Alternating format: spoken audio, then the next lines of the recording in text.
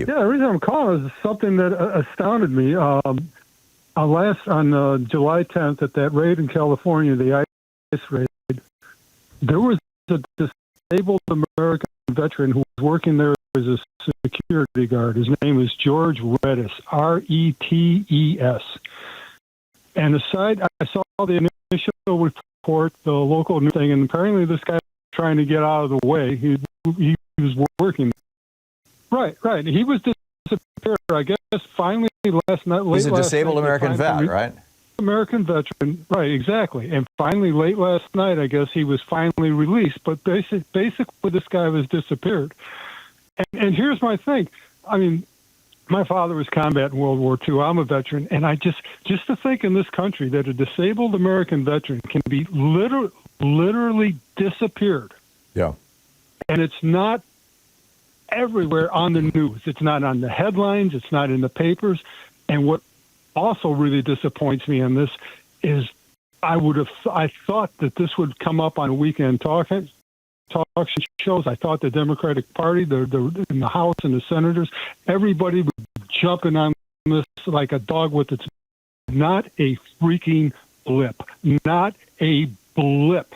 Yeah. And I don't get it. I mean, I have no idea what this guy is, whether if he's an upstanding citizen or whatever. But still, an American disabled veteran is disappeared off the streets of our country by ICE, and the Democratic Party says nothing. Well, and on top of that, that arrest was made with no warrant. The Fourth Amendment says that no arrest shall be made unless somebody swears under oath, It's just like one of these things, though. It's like, first of all, I never thought this would happen in our country.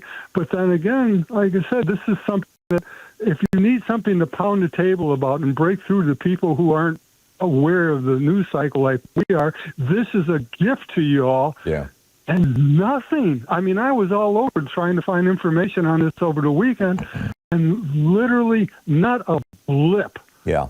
I've been thinking on the other side of this break, I want to talk about Rosie O'Donnell being basically a trial balloon.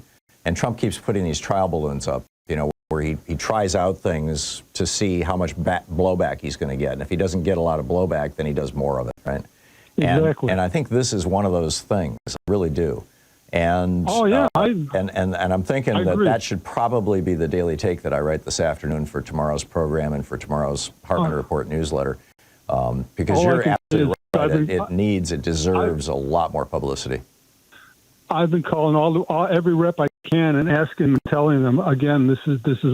I hate to be crass about it, but this is a political gift from the gods to the Democratic Party. What are you guys doing with it? I don't get it. Yeah, and in fact, if for those people who are listening right now who regularly call their Democratic members of Congress, you're absolutely right, Ed. This is a great opportunity to call Congress 202-224-3121 and ask for your Democratic representative or senator and say, why are you not screaming from the rooftops about a disabled American vet, a U.S. citizen, being disappeared off the streets of America? By the way, they smashed his car window open. They smashed open. Can you imagine a masked goon with no identification or no warrant smashing open the window of your car and snatching you, and then you vanish for weeks? I mean, if they can do it to him, they can do it to you and me, Ed.